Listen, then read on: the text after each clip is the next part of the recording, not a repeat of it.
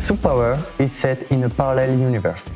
It tells the story of a man who acquires superpowers and then decides to run on them. Our objective was to create an entertaining and visually appealing universe. As the film director, the biggest challenge was anticipating a lot of CG integration while shooting, maintaining our main objective, which was to recreate the style of a teaser. For the 3D layout in Maya, I stayed as close to live shot as possible, and I also used camera movement and check cam to add rhythm. For the artistic direction, we tried to match the story to a daily cycle that would illustrate the character's progressive disillusion in his dream. With impossible acting stunts, we needed a CG double, so I contacted Quantic Dream to get a 3D scan of Gus. The challenge was to achieve a realistic look for our actor, so I recreated clothes with Marvelous and ZBrush to replace the ones that had been a bit damaged by the scan.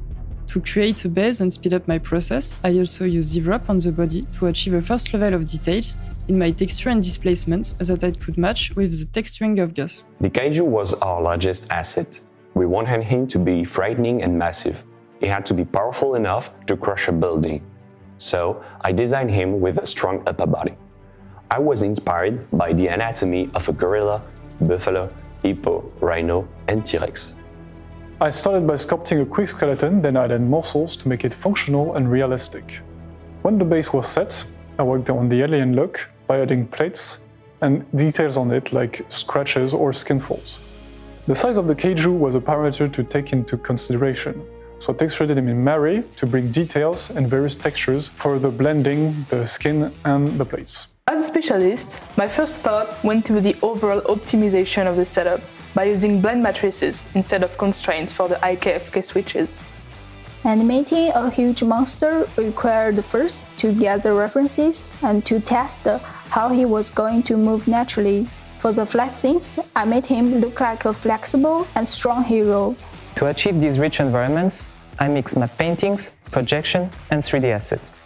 On the street shot, for example, I only rendered one frame of the static environment as a base and composed the image to save time.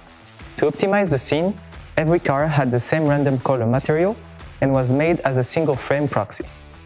I then animated each proxy on a motion path with curves and referenced the traffic in the main scene.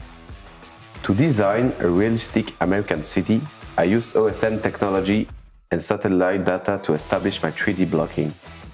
I was in charge of modeling a large amount of assets and various buildings. To do so, I created my own library of assets to populate them on my original blocking. The level of detail of the assets and textures differed according to their distance in the shot. When creating the clouds, I referenced many real-life existing ones while taking into account of specific parameters such as size and height. I used many layers of noise to create the smaller details that would be seen up close. The expansion effect was created using multiple custom velocity fields layering on top of each other to give me control of the look.